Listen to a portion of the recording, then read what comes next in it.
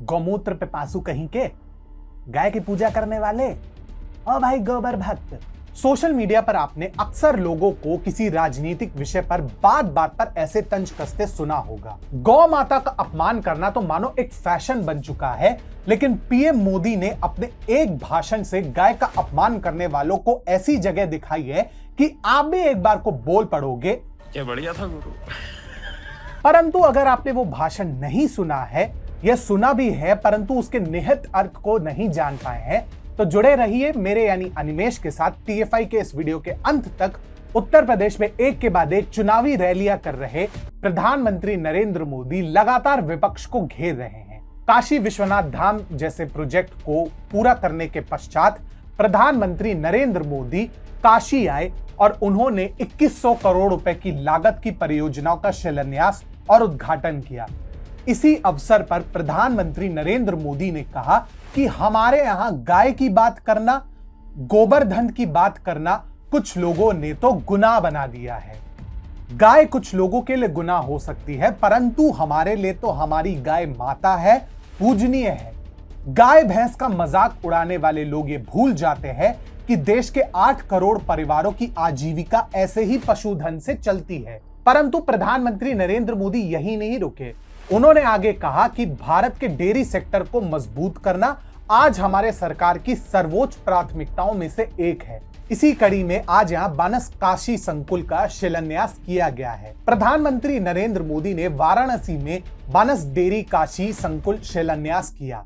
30 एकड़ में फैले इस डेयरी का निर्माण लगभग 475 करोड़ की लागत से किया जाएगा और इसमें प्रतिदिन 5 लाख लीटर दूध को संसाधित करने की क्षमता होगी।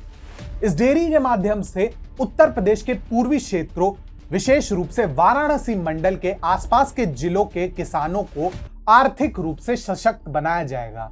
इस अवसर पर प्रधानमंत्री नरेंद्र मोदी ने बानस डेयरी संकुल से जुड़े 1,70,000 किसानों को 35 करोड़ रुपए बोनस के रूप में प्रदान किए। साथ ही वाराणसी के रामनगर में बायोगैस से संचालित इलेक्ट्रिसिटी उत्पादक प्लांट की नींव भी रखी। इस इलेक्ट्रिसिटी प्लांट के कारण गोबर का प्रयोग बिजली उत्पादन में हो सकेगा। पिछली सरकारों में गाय को केवल दुग्ध उत्पादन के व्यापार से जोड़कर देखा जाता था। गाय के पौराणिक महत्व को पिछली सरकार द्वारा समाप्त प्राय बना दिया गया था। आज भी बहुत से कृषक परिवारों के लिए गाय और भैंस प्रतिदिन की आय का साधन है, क्योंकि दूध रोज रोज घर जाकर बेचा जाता है। परंतु गाय और भैंसों का दूध ना देने की अवस्था में बहुत से किसान परिवारों द्वारा कसाई बाड़ों में भेज दिया जाता था। परंतु योगी सरकार में कसाई माफिया के विरुद्ध भी बड़े पैमाने पर कार्यवाही हुई और अवैध बूचड़ खाने पर प्रतिबंध लगा दिया गया। इसके साथ ही किसानों को गाय और भैंस से आर्थिक लाभ मिलता रहे, जिससे पशुधन की रक्षा हो सके, इसके लिए भी समुचित व्यवस्था की जा रही है। केंद्र सरकार के प्रयासों के कारण वित्तीय वर्ष 2021 से 2022 में भारत के डेयरी उद्योग के 9 से 11% की वार्षिक वृद्धि दर से बढ़ने की संभावना व्यक्त की जा रही है।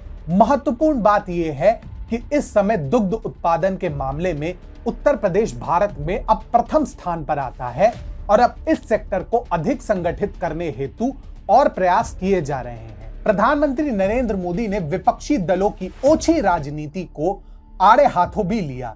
लंबे समय तक भारत में गौ मांस भक्षण को एक सामान्य परंपरा का हिस्सा बना दिया गया था।